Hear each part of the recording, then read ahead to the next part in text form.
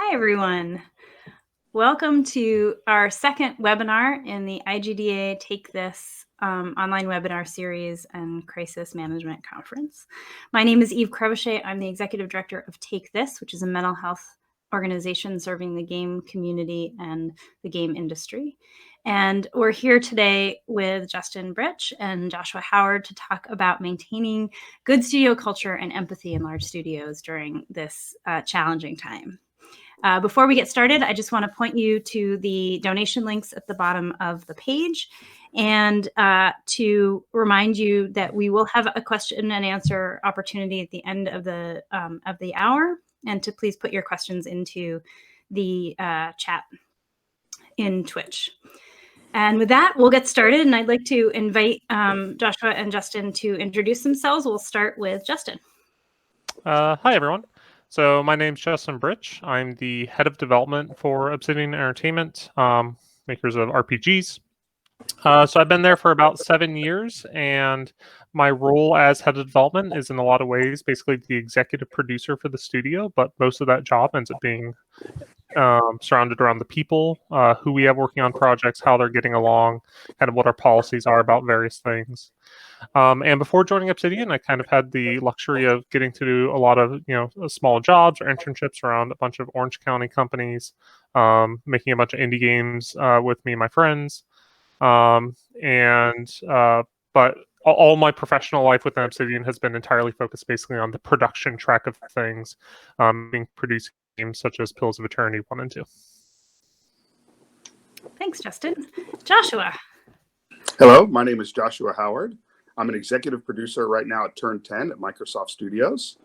I've been in software my whole life. I've been in video games for about half of that. And for many, many years, as much as I love making video games, I've had a real passion around helping teams get to great, growing leaders, building great cultures. So I'm super excited to be here today. Thank you. Thank you. And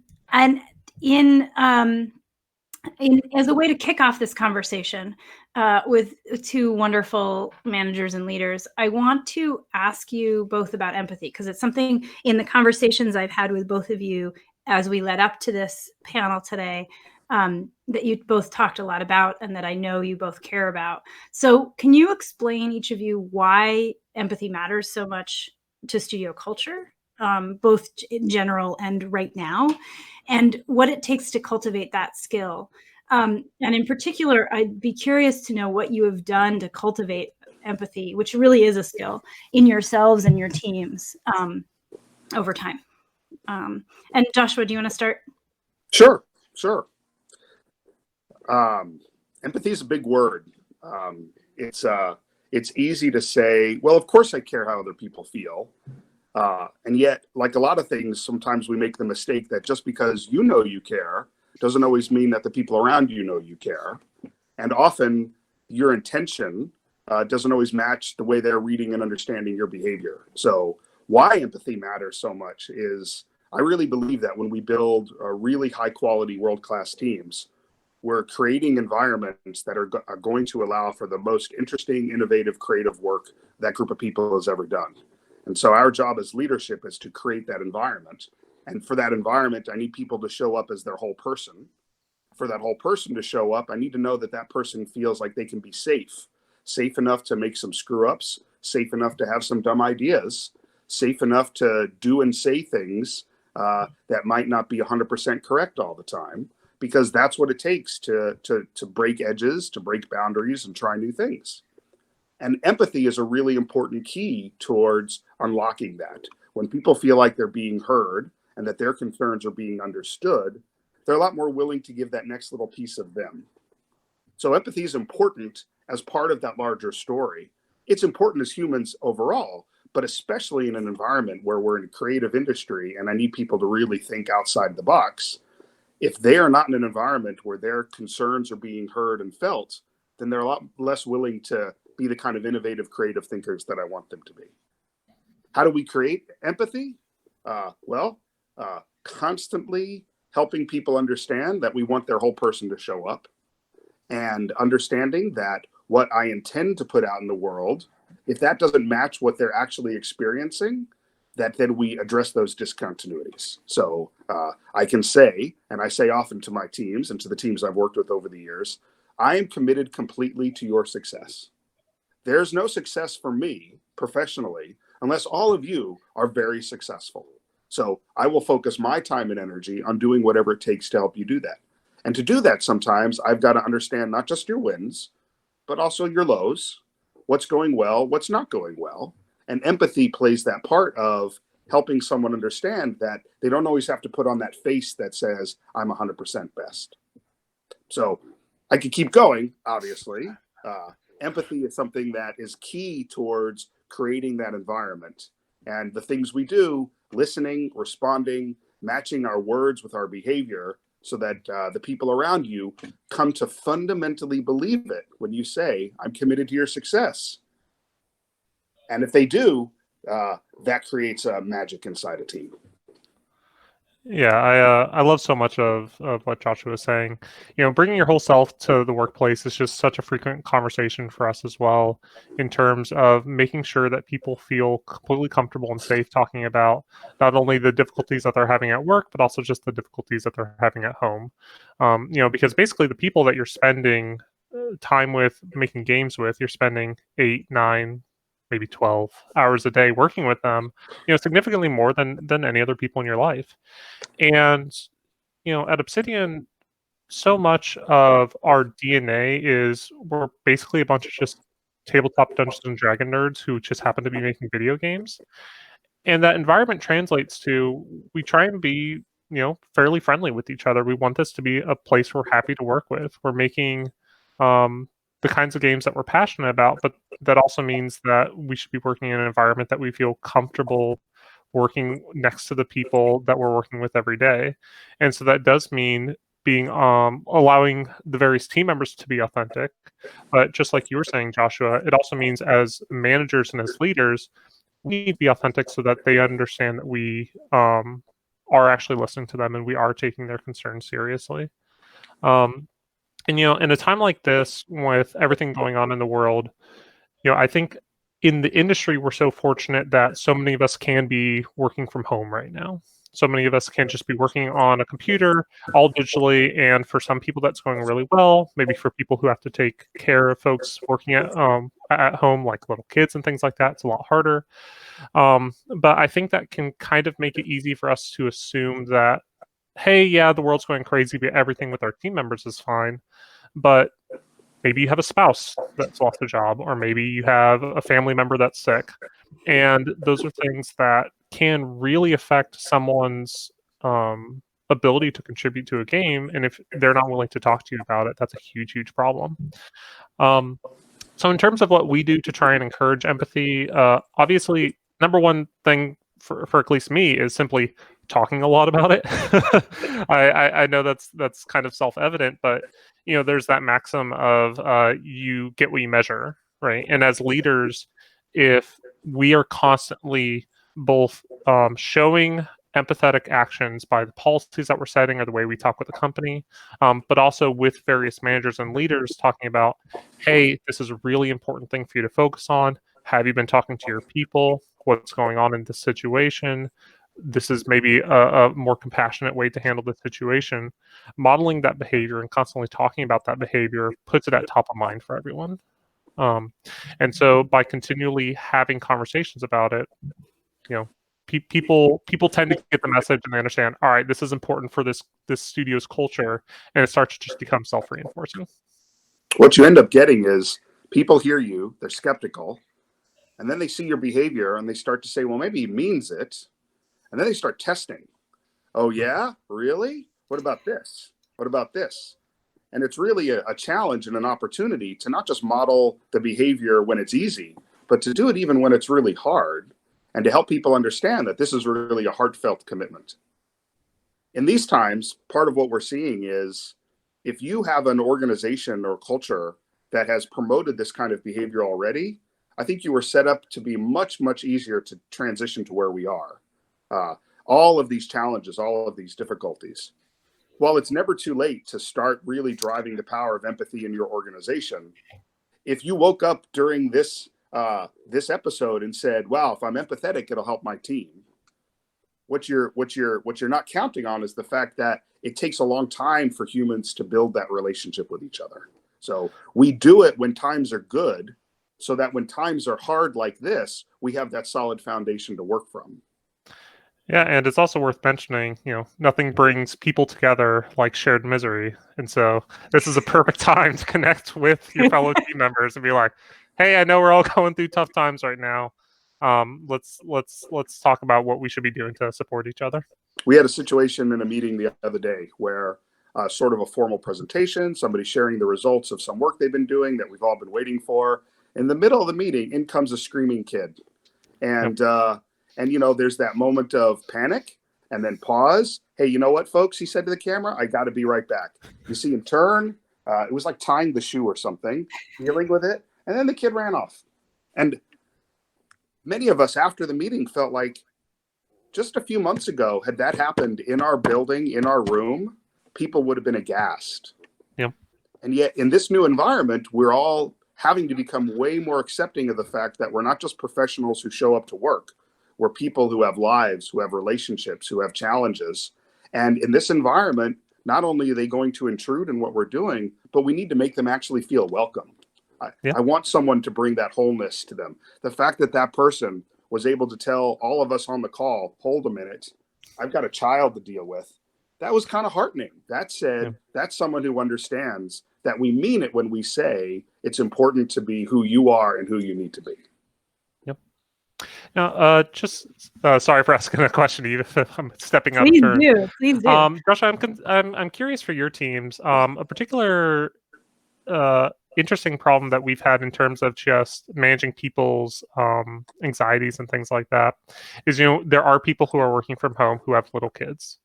And that's the most common one that comes up of, hey, I was able to do my 8 hours a day in the office, but now that I'm home, constantly getting interrupted. I'm constantly having to take breaks to put them down for a nap or make them a snack or something else. And there's a real anxiety on their part of like, I'm not doing my full job anymore. Am I at risk for, having repercussions for this? And we've been continually reinforcing the message. No, that's like, just do your best effort, figure out the best thing that you can with this situation. And we understand that you have a challenging time right now and don't stress about it. But there's still this anxiety that builds up from folks of, I'm not doing my 8 hours. I'm not doing my part. Should I be working, longer days? Should I be really trying to overemphasize the things I'm doing? Have your team experiencing that? Yeah. And in fact, I think that's one of the surprises perhaps has been that even people who seem to be handling things pretty well, that this anxiety has been building inside them. So there's a number of things. I feel quite fortunate to be in the larger organization that we're in. It's been a message that has been not just coming from me and my peer leaders, but also from above. And yet it's still easy for even the best of us to get a little worried because we're not feeling like we are having the impact we did in the past. So some of the things we've done, we've had good local conversations that say, look, you're going to get your work done even more than ever now on whatever time frame is working. So those morning stand-ups we used to do, if a bunch of the people with kids can't make those because that's prime time kid time, then let's time shift. Let's accommodate that and give them their mornings to do that. And if that means there's going to be flurries of email happening at 11 o'clock at night or Slack conversations, then, during a normal hour, I actually wouldn't be too happy with that. But now, if that's an accommodation that I can make to help the people with kids, so be it. And when those people are seeing the willingness to say, hey, we're going to adjust, that's been helpful. A couple of other parts that I think has been really important. It's sort of built into how I operate that I'm willing to say to the team when I'm having a hard time.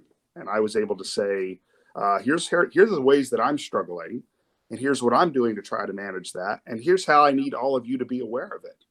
And what was super exciting was that I'm seeing this behavior from leaders at all levels.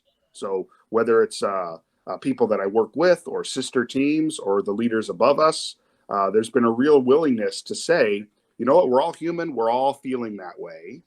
And here's how I'm feeling it and why and what I'm doing to mitigate it. But I'm also asking the rest of you to, one, understand that this feeling is normal. And two, how do we support each other? because it might be a little bit of accommodation on time slicing. It might be around shifting around schedules where possible so that the most important things can really get attended to. And demonstrating that greater level of flexibility by, as a leader, saying, hey, I'm having some challenges, has helped those in the organization admit their challenges, which is the first step towards having the conversation about how do we address it. Yep. One of the things I've noticed is that, just as a general observation, this experience has made everything more personal. All interactions, we're seeing the insides of each other's homes. Every interaction becomes an interaction layered with the rest of our lives. And so showing up with our whole selves is actually, it's impossible not to on some level, right?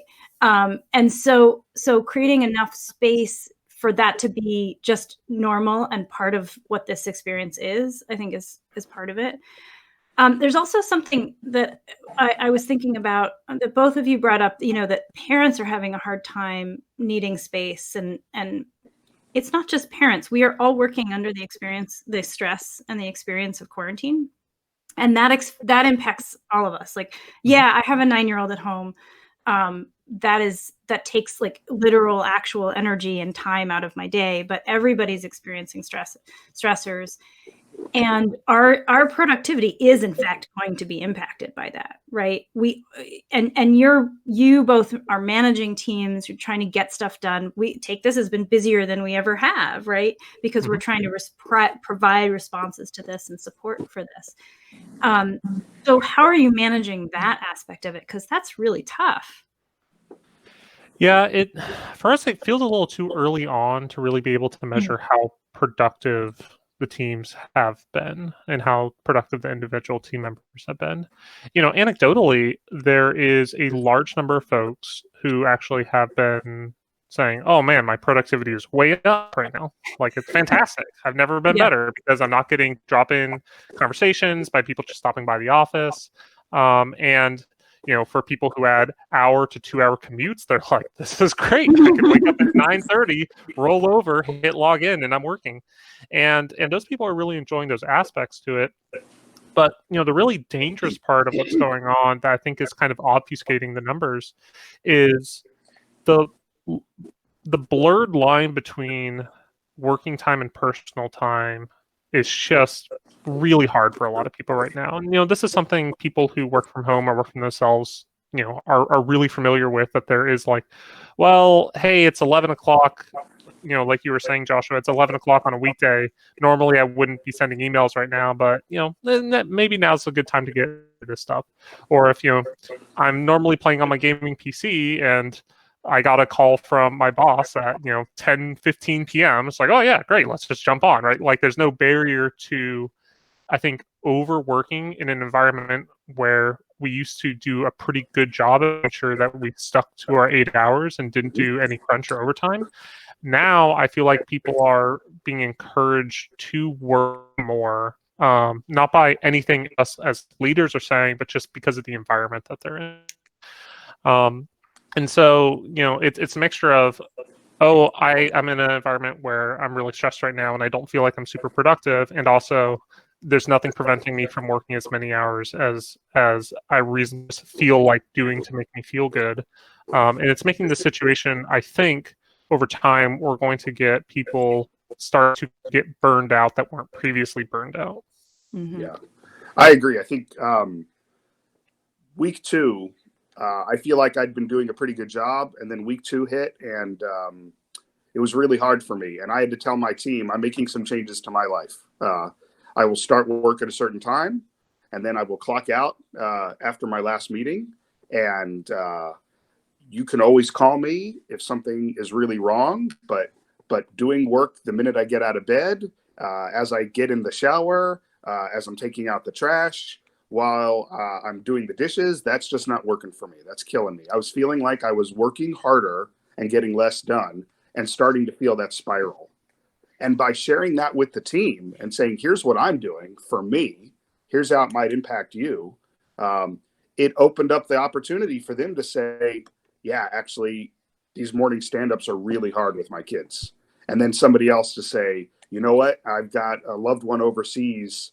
I would very much like to be able to see them more, which means I'm going to work an earlier shift so that they can be talking over video. So I didn't do it because I needed the team to open up. I did it because I was struggling.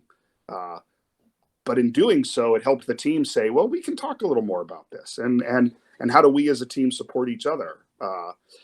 It's easy to talk about the challenges people with kids have because that's a clear class.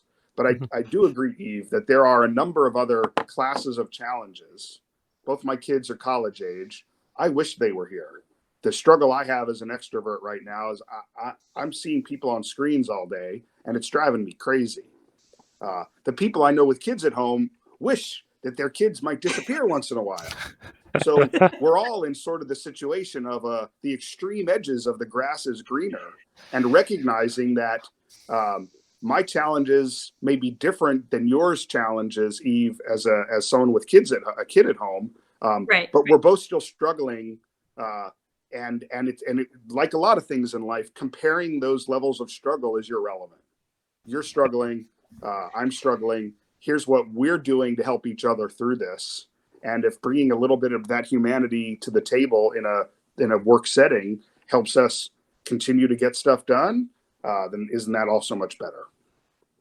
Mm-hmm. Yeah. Yeah, I just keep coming back to this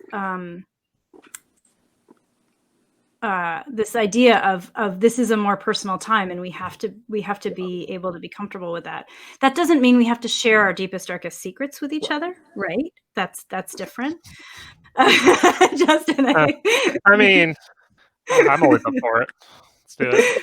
Yeah, I mean, to each their own. I mean, I run a mental health organization, so we're pretty open with each other about what's going on in our lives and pretty explicit about our challenges. But that's a norm that not everyone needs to have, right? And it's a very small team, so our dynamic is pretty intimate. But I recognize that this is just simply going to be a time where we have to acknowledge that we show up as real people and whole people, and well, I'll share an anecdote, and then as a way of talking about burnout a little bit, Justin, because that's an issue in the industry, and it's something that Take This has written about in our white paper, which is on our website, takethis.org. But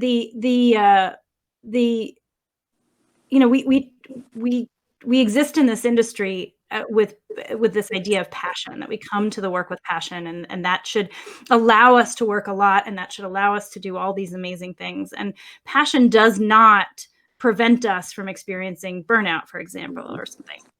And when we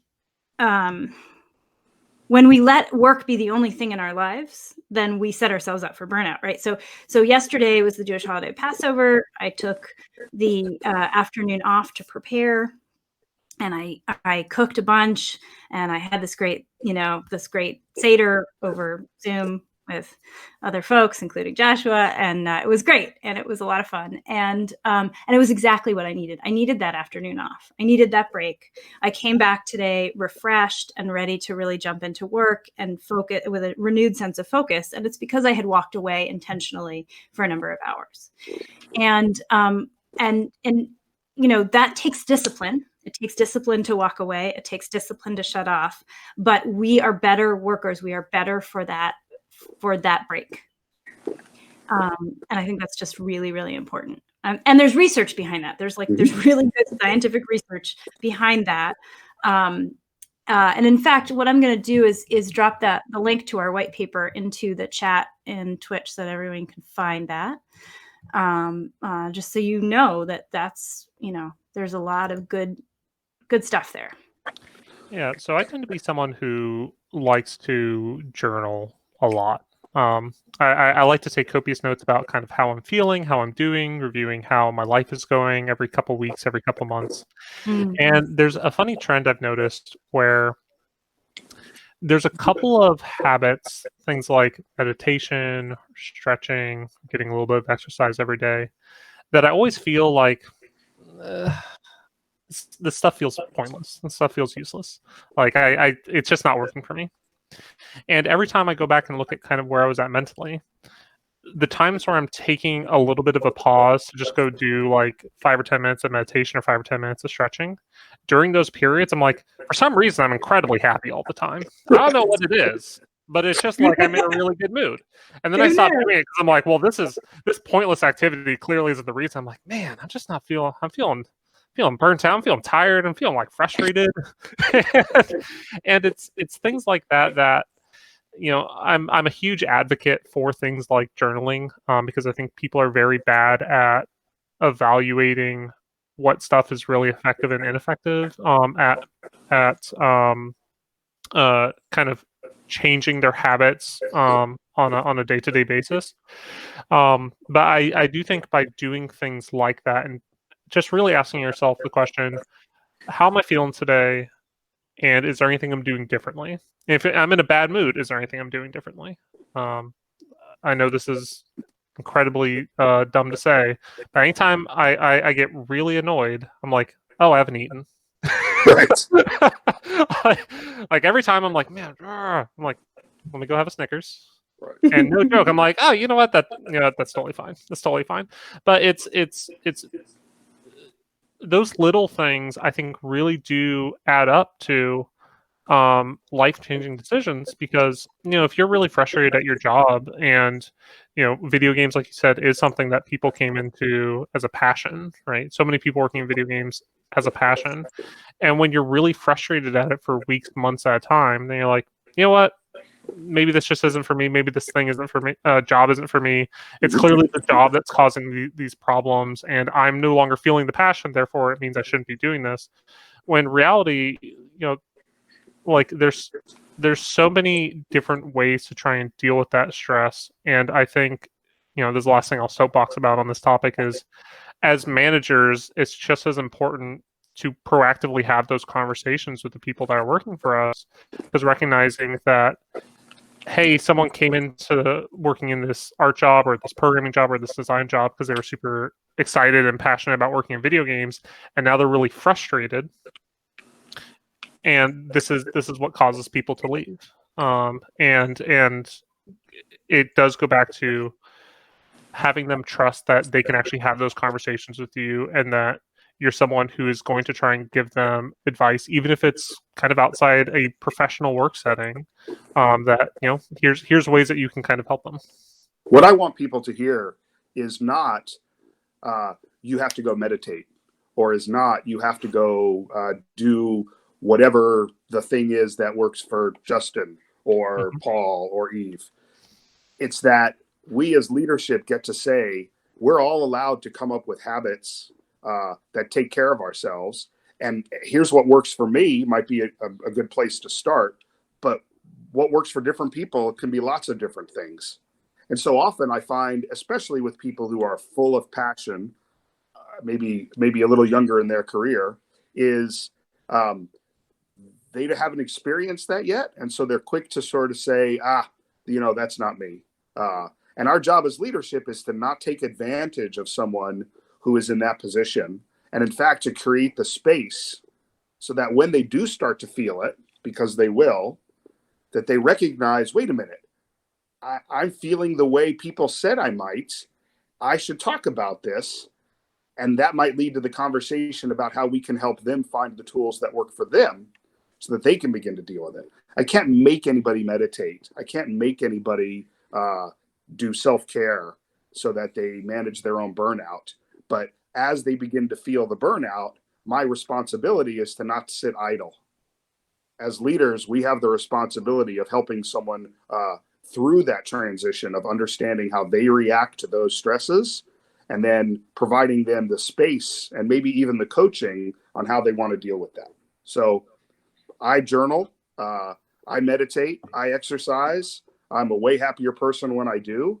And yet I wouldn't declare that anybody needs to do that because that's the answer. What I would say is, I want to support you in finding your answer. I want to give you the space and the time and the airtime to have that conversation. Absolutely. Yeah. And what I would say, this is something that I say a lot. Self-care is often really boring. And sometimes it's really hard work. It's hard work to get out of bed when you're exhausted and do the thing that you need to do every morning, right? But that is it's worth it to do it. Whatever it is, the thing that is, for me right now, especially, I love drinking tea and I love being outside. And so right now I spend 10 minutes outside, standing on my back patio with my tea in my hand, just looking outside, just being outside, listening and looking. And it's a standing meditation practice for me. And those are the things that work for me, but I have to do it. I have to get up. I have to get outside when it's not that warm yet. I have to put on my hat and my jacket. It's that we have to practice these things. So you clue into something I think that leaders have great opportunity to impact, which is these rituals in our lives, whether we are conscious of it or not, end up being great value.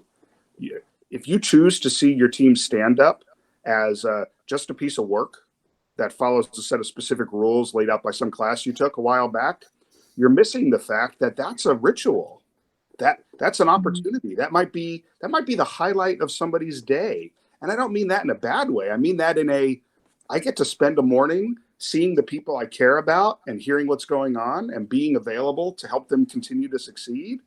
How do I make it feel like that's part of our regimen? It doesn't have to be the ritual at the same level for everybody, but if everybody feels like it's safe for it to become that, then that's great. So especially now, our stand-ups have become a lot more fluid, a lot more willing to say, how are the kids? How's the wife? Did you hear back from your grandparent?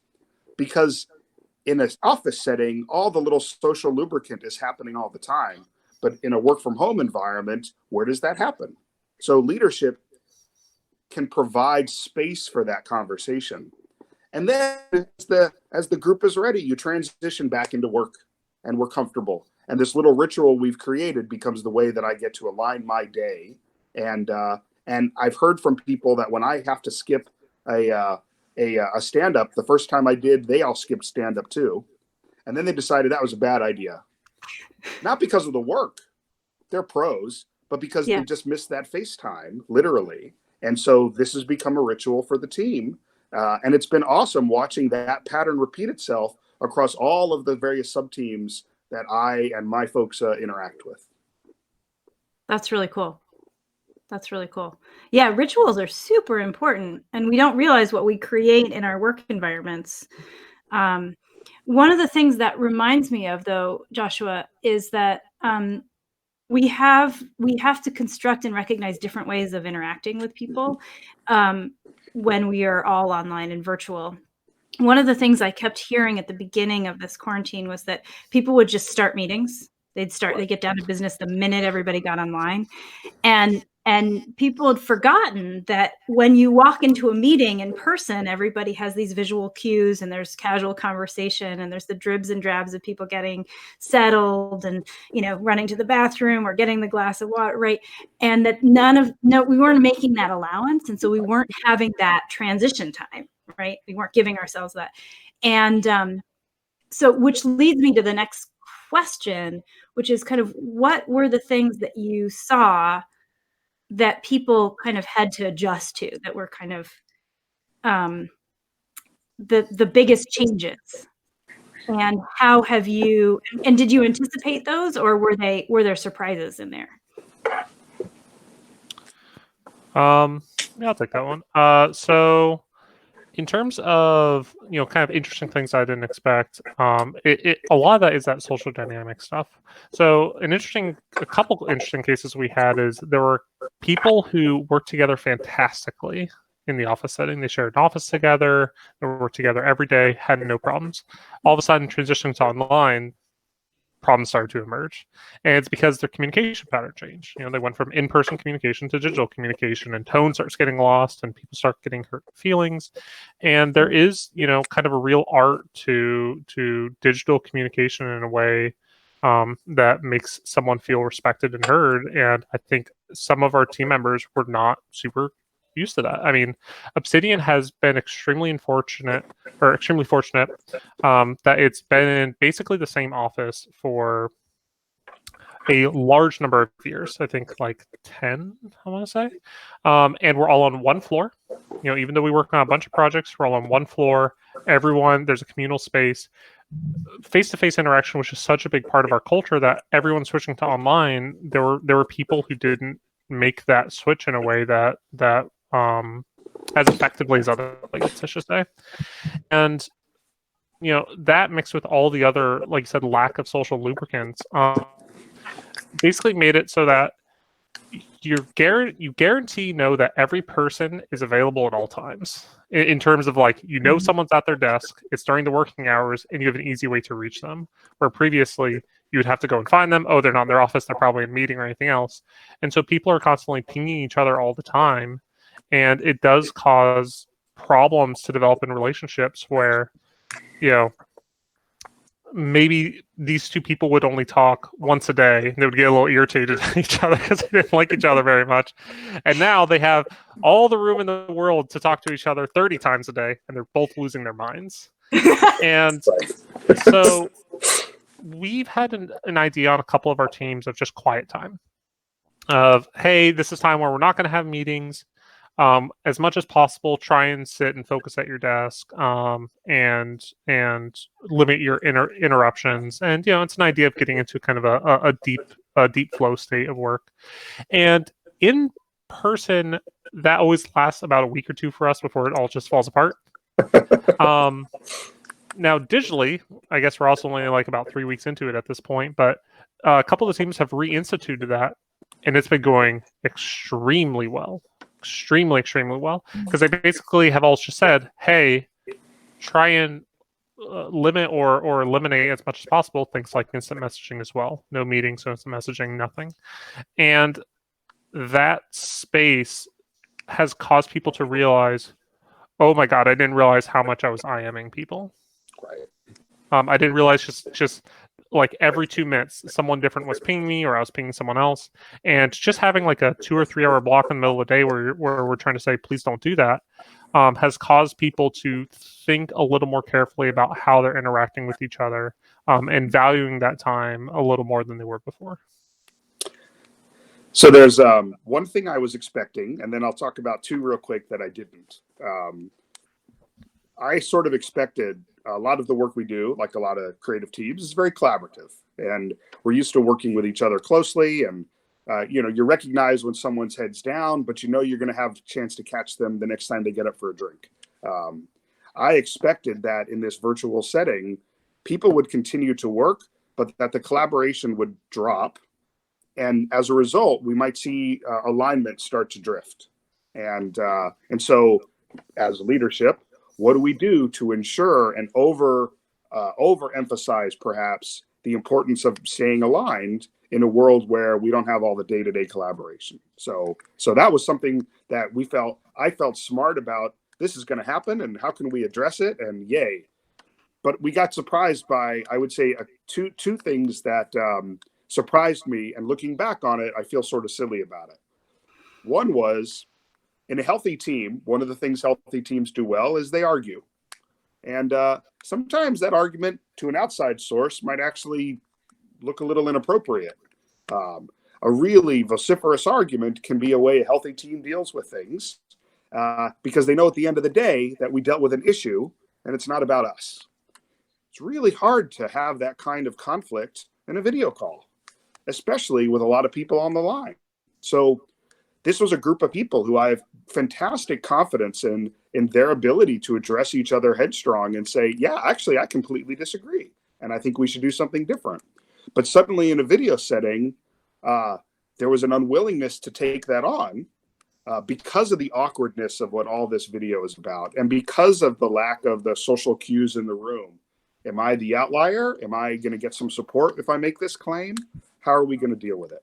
So that was a surprise. The second surprise was, in a room, when you're talking, you do have all the little social cues.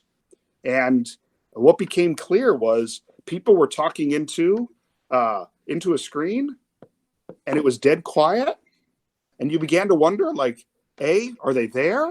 Can they hear me? Does this matter? Am I alone? What the hell's going on? So without the little nods of the head, without the little eye quirks, without all the little pieces, it became really disconcerting. So we've tried to adjust to these things, and I won't take credit for some of this because I think the org as a whole has done a good job of finding ways around this. For that second piece, we've seen an interesting use of the chat log where people are just getting a lot more friendly with emoticons, right? You say something and there's a thumbs up, and then somebody else seconds the thumbs up, and somebody else might put a question mark, and you look back at the chat log later and it's meaningless. There's no content. But during the course of the meeting, it was actually just enough to go, oh, okay, I appreciate that. And no, I don't need everybody at the meeting doing it.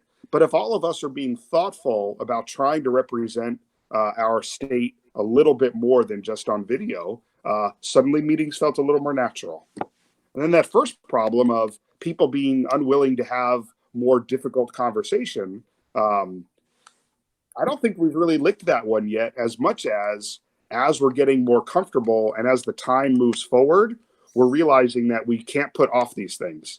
If we knew we'd be going to the office next week, I could hold off on the thing I want to talk to you about. But if it's going to be another month or more, we've got to find a way to address it. And I feel like my role as management, as leadership, is to create an environment where people can continue to have those difficult conversations in a way that is still safe.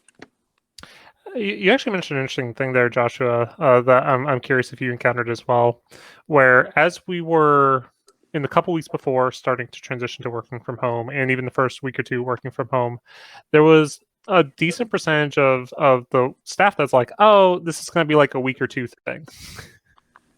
And we had to repeatedly make the message, this is going to be a long haul thing. Like, this is going to be somewhere on the order of months. How many months? Maybe 2 months, maybe 4. And it's something where, are you actually set up and mentally prepared for whatever you need to do being in the situation for 2 or 3 months? Because there were people who are like, oh, I want to take my computer home. Right. We had everyone take their work computer home in order to work. And he's like, I can deal in Jira and Confluence for the next 2 weeks, and I'll just stop by in the office to review the build and stuff like that. It's like, you really want to do that for 3 months? It's like, well, it's not going to be 3 months. Go take your computer home. You need to get ready for this stuff. Is that something you experienced on your teams? Kind of I think everyone's settled in it now, but at least initially it was hard to get people to really mentally prepare for kind of situation we're in. We did, and I think sort of 2 different camps of that. One, some of the teams that I work with, they have a lot of specialized equipment. Like you've got audio guys at your studio. How does that person work from home? Like, we built them a whole room just for them. And so, while maybe not that extreme, there are a number of people that I get to work with who, it wasn't just take your PC home. It was take your 4 PCs and the video capture equipment and a variety of other hardware and the 3 tablets. And like, that's an ordeal. Even if it's easy to take down and put back together, it's a day or 2 of lost work. There was that side of things. But then there was also the people who, we're on a video conference, and I realized, are you in your bed? Yeah, it's like, we live in a tiny 1-bedroom apartment, and my spouse is in the kitchen on a call. This is the only place I could stay without us getting in the way, and I'm not that excited about seeing somebody on their bed, and yet that's the reality they're dealing with. So for them, staying at home, their home life wasn't set up for that. And whether it's kids or the size of the apartment or other challenges in their local environment. And I do think what you said was correct. When people thought this might be a couple of weeks, we all felt like we could tough it out.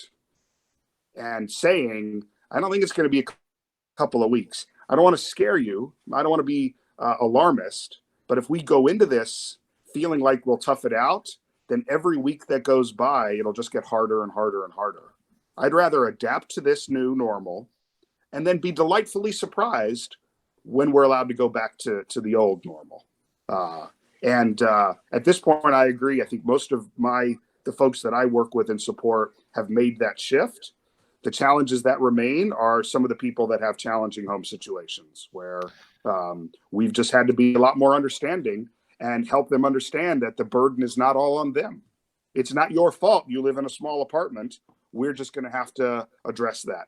If I take another video conference from somebody in their bathroom, like that's the way it is in some households, because that's the room they could close the door to. So all of us get to be more understanding and help the whole team through that kind of challenge. Yeah, I would love not to be freezing cold in my garage right now. My wife is teaching. She's teaching a bunch of 6 to 10-year-olds, and felt it was more important she has a nice looking office than a bunch of game developers. I didn't think they'd care as much. Yeah, absolutely, 100% agreed on all those fronts. So I am curious. This is a bit of a side tangent, but I'm curious what percentage of our studios are of the people working on our studios are going to vastly prefer working from home as opposed to working in the office. And I think, obviously every industry that's doing work from home is going to have to deal with this, but I'm guessing some double-digit percentage of people are going to say, hey, can I spend at least part of my time working from home, when previously that's something we did maybe less than 1% of the time, and it was extreme exceptions. And now there's going to be a lot more. We have a whole team that's like, this is great. Why are we ever going back into the office? Right. We prefer not to. Right. I'm fascinated by that, I think, because it's a place where I've learned something. I was a traditionalist who thought for creative teams to work together, we got to be together. And I've worked with teams in remote locations, and I've been in leadership roles where I've had studios on 5 different countries and 5 different time zones. You figure out a way to make it work, but I've always been together is the best. And I've had to reconsider that for some people and some roles and some kinds of work. Maybe I need to let go of that hang up. And I'm excited about a world where when we can go home, there will be some people who say, but I don't need to. And I think if we just revert back to those old thinkings, I think that's the loss. That's the loss for those people. That's the loss for us as an industry. I think there's a great opportunity for us to realize that maybe there are other modes of working that we wouldn't have tried if we had the choice, but being forced to try it, now we're learning new things. And it's unclear how my organization will respond to that. But I think leaders across the organization are dealing with the reality of, maybe that never needed to be in the office in the first place. So how do we support that? And how do we change some of our thinking about what is right and what is a best practice? I don't think it's going to be a huge percentage of people, but I'm excited about the questions that they're going to raise. Yeah, it's curious to see how we're all going to deal with it.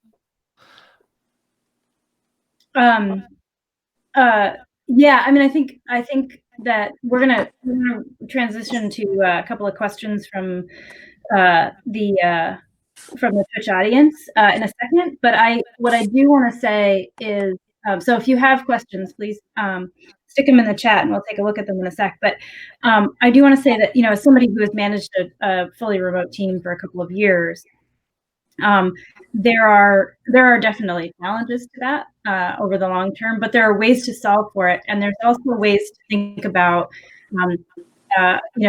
in-office work environments being about core hours or specific days, about creating more flexibility. And I think about this as a working parent, someone who used to commute when my daughter was younger. It's a lot to just get through that daily slog. And there might be ways in which you can envision what it means to have an office and take advantage of an office without it being the only place you can do that work. I know this is a bit strange to say, but one I'm actually hopeful about, especially for these like yours, like mine, that did more traditionally think, hey, kind of needs to be working in the same location, and this is kind of helping to show work in working digitally is not that strange of a thing for roles. I'm actually hoping that there's going to be an increased amount of respect for our various out. I know that's strange to say, but I feel like hero worship the core development team, and you know, one of the things I like to, kind of someone pulls of eternity too. If you look at the dev staff, there are about 40 to 50 people that worked on it, but there's 500 people in the credits, right? Because there's so many internal teams that all contribute every game, whether it be localization or whether or not people co-development or external QA. And I'm actually hoping that in an environment where people are getting more comfortable working with people remotely, core creative partners, to look at the other partners that we already do have that we're used to working with remotely and being like, well, I guess we don't have to treat them as differently as we do. Right. I agree. That could be a democratizing effect of this whole thing. Yeah. I think that's a really fascinating point in terms of working with contractors, working with partners, is how do we think, does this give us the opportunity? And I think the answer is yes, to rethink the way we interact across functions. I love that. I love that. We do have a question, which is from June Bunny. Do you think more or less regular meetings are required for a completely remote team? I'll at least say for us, we've kept it the same, with the exception of we have dramatically the amount of one-on-ones that we have. We ask have one-on-one conversations about, basically how a person's doing at least once a month. We've actually asked people to set that up to at least once every week, because we're kind of going through this weird phase. But outside that, we're trying to not limit meetings we have, and it's hard for us to reduce what we currently have. So, yeah, I think it has a lot to do with what phase you are in adapting to this normal. So when I've worked with teams that are much more remote, they're much more mature in the way they use things, and that's a very different answer. So I actually found that some of the best remote teams I've worked with had a lot less meetings.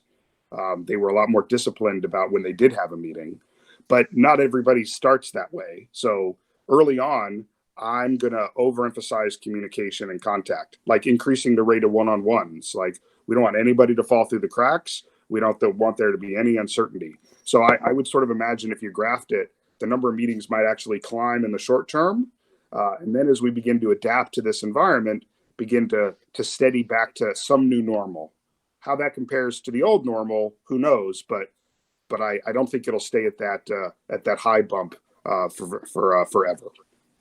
Yeah, I know in fully remote studios, and my husband runs one, so I have a window into it. But there are often other forms of regular communication that become that function a little bit more like that informal contact. And Justin, you were talking a little bit about IMing and how that had, in some cases, gotten out of hand. But there are structured ways to use Slack and other chat mechanisms that I think allow you to consolidate actual video calls and meetings and conversations, as long as you are able to appreciate the difference in the way that text chat works from voice conversations. Yeah, it's also or teams are using in the same location together. There's a lot of times conversations, 3 people would share this, they'd all just have the conversation in turn and digitally to coordinate those actual conversations for that, they're like, all right, well, we can't get all at the same time. Let's schedule a meeting so we all know where we are. But like I was saying, hopefully over time those things will go more and more down as people get used to, actually, I can just post this information to a channel, or I'm perfectly fine with waiting on an answer to this, or the hours to actually contact this person. Yeah. We've had conversations about needing to be careful about everything becoming one-on-one meetings in an environment. It's easier in a video call. You and I can make progress, but think of all the people who should be in the room that aren't now. We're not really delivering on being an inclusive culture if it was easier for me to not have a bunch of people in the room, and then we make a decision that they weren't a part of, or we decide that we almost made the decision and then we'll inform them later. So yes, as much as we want to over communicate, let's get better at the messiness of a group, as opposed to starting to do work in these little pockets of one-on-one connections, where then inevitably people feel left out or too late to the game, or that decisions are being made without them. What we do is too collaborative to do that. So I think my group, I feel like we've come over that hump quite nicely. So yes, that does mean more meetings, but that's actually an example of meetings that are doing the wrong thing. Yep. Mm-hmm. Yeah, I like that a lot. There's another question that I want to surface before we run out of time. Is there any way I, as an employee, can encourage, where did it go? Can encourage empathy on the part of my employer and their partners beyond this crisis? So how about I'll start with that one. So I'm a big believer in something even Justin has said a number of times, which is all of us at all levels. It isn't what we say, it's really the behavior. And so model the behavior you want to see out of your own leadership. And you may not be the boss, you don't have to be, but we can all be a model of what we want people to be like. So if you want people to be vulnerable, demonstrate some vulnerability. If you want to be empathetic, if you want your leaders to be empathetic, demonstrate some empathy. Whatever the thing is you're after, you've got to be able to take the stand and lead with your own behavior, even if that feels weird, is a little risky, or isn't super appreciated all the time. Talking about people being empathetic doesn't change it, but demonstrating empathy and having people understand it, and then you maybe connecting the dot there. You know why that worked well? Because I actually care how you think. I care what you're feeling. I think that's really the most powerful motivator we have. And not all humans pick up on this, so this can take a little bit of time. But I thoroughly believe that when we model the behavior we want, we teach the people around us how to treat us by how we act and how we treat them and what we tolerate. So being empathetic, asking for empathy, and modeling that behavior is the most powerful tool. Absolutely, yeah. Be the change you want to see in the world and whatnot, right? It is very much, no matter what your level of current leadership is, having no management responsibilities at all, by modeling certain behaviors, you're going to influence the people around you, and you're going to influence your boss.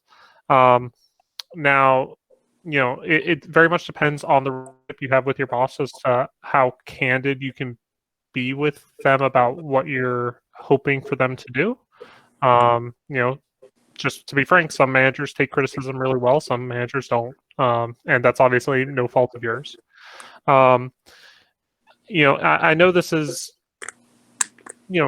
not a potentially a destructive piece of advice, one I still give, which is, I think especially in our industry and in the state of the industry and everything else, be yourself, be your authentic self, be the person you want to be. And if by doing that, you are creating friction within your organization that is starting to negatively affect you, that might not be the right team culture for you. And obviously that's an extremely luxurious thing to say, as finding jobs is very difficult, and it's an extremely painful process, and maybe you're in a part of the world where there's not many places that can work. But if you have some amount of mobility in which company you work for, the culture at Turn 10 is going to be dramatically different than Obsidian. And when I go back to what I was saying at the beginning of this whole conversation, that the luxury of spending a little bit of time at a couple of the different studios in Orange County, I found studios that I connected with really well, and I found studios I connected with really poorly, and that had nothing to do with those companies being great or terrible. It's just that what I valued as a person was not what the organization valued, and it's not something that they were willing to they weren't going to change a large organization to accommodate what I particularly like to do with communication. So with all this, I think in making sure that you don't get burnt out, that you do stay happy in your job and just your life in general, it's really is a process of finding the team and the community of people that are already either modeling kind of behaviors that you would see in the workplace, or they're willing to work with you on that. And so, just like Joshua was saying, try being the change you want to see, seeing how it works, and talking to people about it as much as you feel comfortable talking to people. And if it doesn't work out, I would question whether or not you feel great about that being a long-term place for you to be at. I totally agree. I'm super happy you brought that up, Justin. I think a phrase that people have worked with me over the years have heard is I think at the end of the day, we have this really powerful thing that I call vote with your feet. I'm not asking people to leave, but I'd rather you leave a situation that's not good for you than you continue to bang your head against something and feel terrible about it. So I want people to be happy in my organizations, but you're allowed to vote with your feet if this isn't the place that you can be who you need to be. I've had to do that before. And as Justin said, they're not bad companies. They're not good companies. Some people fit in some jobs and some groups in some places. And I think we're an industry, like a lot of entertainment, that lets the passion override some of that self-care.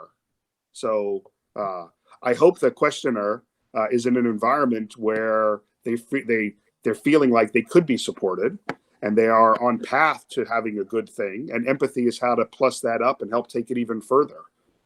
But if anybody is in a situation where they're not being able to bring themselves to work, their whole selves, they don't feel like they can be empathetic because it gets shut down, or they don't think like they can be even the tiniest bit vulnerable because it gets shut down, then that's not a good place for you as a human to be. It's a hard choice to make, but your unwillingness to make that choice is telling people that it's okay to treat you that way. And that's a hard lesson to learn. And maybe I've had to learn it the hard way a few times too many in my career. But having done that now in a leadership role, even just as a senior old guy on the team, I'm particularly attuned to that person who wants to tilt at that windmill and helping them understand there's something you can do, but you can't fix it all. At the end of the day, what you have the most responsibility for is to take care of yourself. And on that wonderful note, it is just past the hour, so we're going to wrap up. And I would like to once again thank both of you, Joshua and Justin, for taking this hour to bring your wisdom to the community, and to thank everyone who joined us on the stream and who will be able to catch this on the IGDA YouTube channel. And remind you to check out the links below for donation and for more information. We have a wealth of resources both on the IGDA webpage and the Take This webpage. Thanks, everyone. Take care. Thank you. Thank you. Bye.